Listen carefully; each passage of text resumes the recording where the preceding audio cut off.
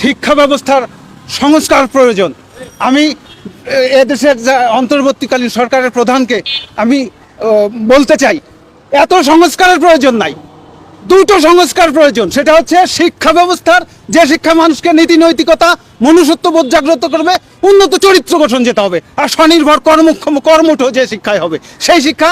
আর একটা হচ্ছে মানুষটা, আর একটা হচ্ছে মুগুরে ভয় পায়, মুগুরু আর একটা শিক্ষা। এই যে এত কিছু সংস্কারের দরকার নেই।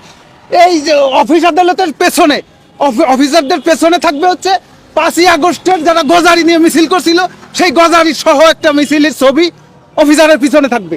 আর একটা ছবি থাকবে শেখ হাসিনা পালাই যাচ্ছে যে হেলিকপ্টারে, ওই একটা ছবি।